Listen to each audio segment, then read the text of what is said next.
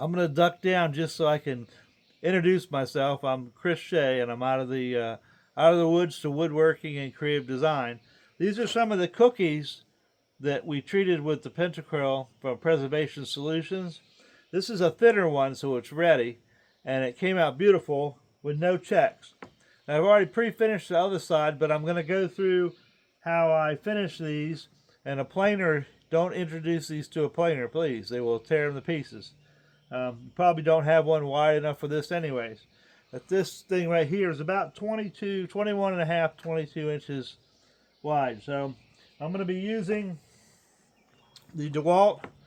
This is a nice, it's like a buffer. So it just spins in a circle. It doesn't have like the palm sander where it's out around as it spins. This is just like a buffer on a car. So it can be very aggressive, and you can get down and get dirty and get stuff done. And as you work out through your different grits, you can get all the swirls it makes out, and then you can go back over it with a palm sander if you have to. But I've done a lot of buffing in my life, so I can do pretty good at getting down to really smooth. Between the 40 grit is what I have on here, and I got a 240. Now, cherry's pretty easy to scratch or to sand. So, you know, if you're pretty efficient at it, you can do this pretty quick. But it came out beautiful, so I'm going to go ahead and sand it, go through both grits, and then we're going to put a nice oil finish on it.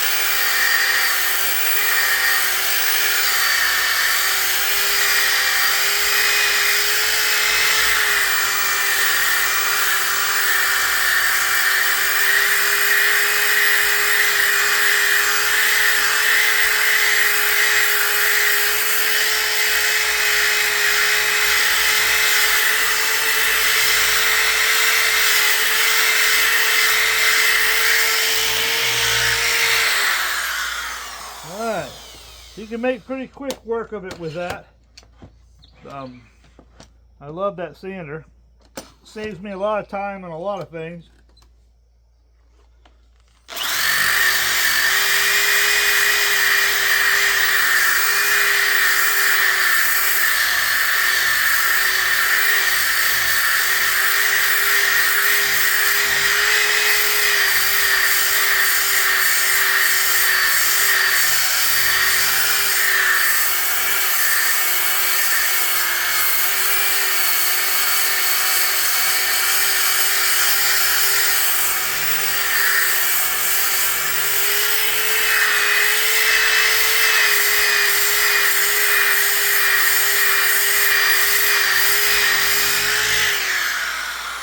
Just trying to get out the majority of the dips and lows of the sawmill. Alright, take that off. And this is 240. If it was oak or something, you'd probably have to go down a couple different grits before you could go down to this fine, but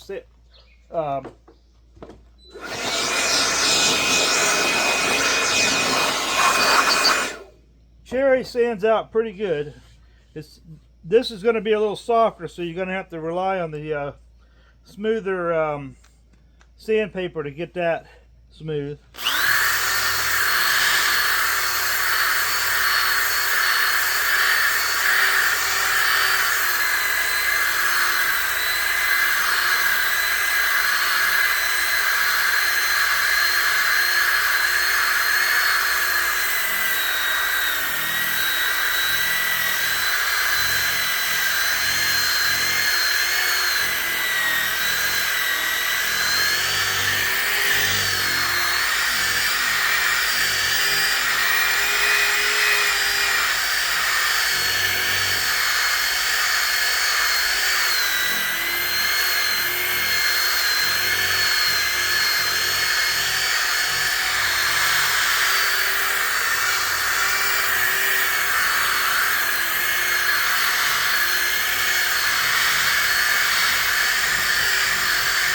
Work out all the other swirls from the heavier grit.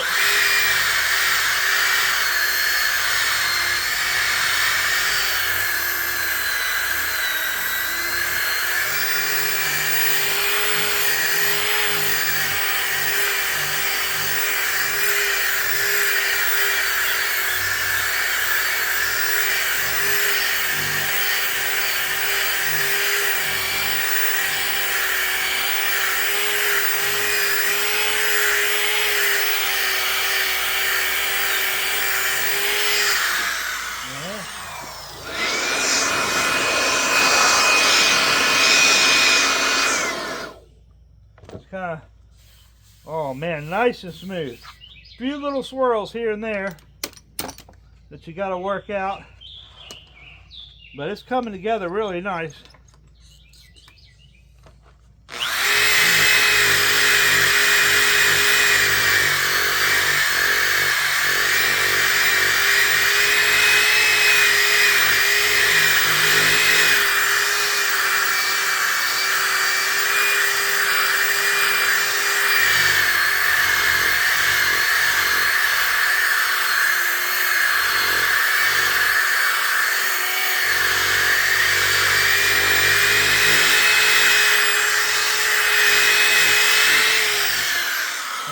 Let's take a look at it.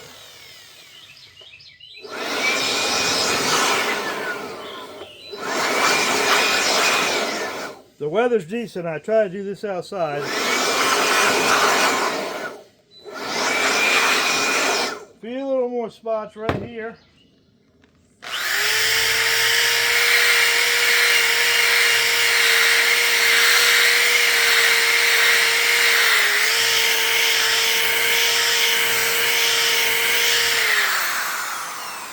Now as I'm doing it, I'm kind of holding it lightly on it. Because this is going to be softer. Sapwood's going to be a little softer, so you got to be a little more gentle on it. But it's coming out really nice. Gonna have to change the battery in my blower. Alright. So that is this part. And I already did. I've got to clean it off. I usually clean them off with mineral spirits. But I'll show you the other side. Alright. And that's pre-finished. So I'm going to take this over to my clamp over here and just lightly sand the edges here. And I'll bring you back when we're getting ready to do the oil. Okay, here comes the fun part. I got the sides all sanded up. Now we put the oil on it. And watch the beauty come alive. I just like it's ingrained now, so it's going to soak it up a lot. So it's not like a cutting board or something. This thing is going to soak up that oil. And you'll probably end up having to do it a couple times, and then maybe putting a nice coat of beeswax on the top and bottom of it, maybe the sides too. But just go around the sides and push on the rag really tight. You get the oil soaked in really good.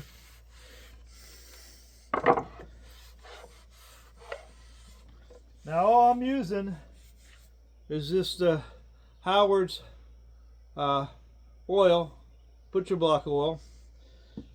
That's plenty good enough, and I try to treat it with stuff that most people go to Lowe's and place and buy. So they're all using the same oil, same finishes, pretty much standard, probably across the board. So yeah, that's just absolutely beautiful. But yeah, it's going to soak it up. It's going to have to let it work its way in. Take a little longer to kind of dry than a standard cutting board because it's in grain. But look at that. Isn't that beautiful? Beautiful. Here, the sunlight got disappeared. So let me show you down here. There you go. Try to keep this a fairly short video, but I know a lot of people love making cookies. And the reason this big old cookie has no checks in it and came out great, it's about 1 inch thick cut when I cut it on the mill, and I treated it with the Pentacryl from Preservation Solutions, and I will leave a link on Amazon to buy it and a link to their store online. So I hope you guys appreciate this, and I look forward to hearing that you made some great big old cookies like this and got to enjoy it.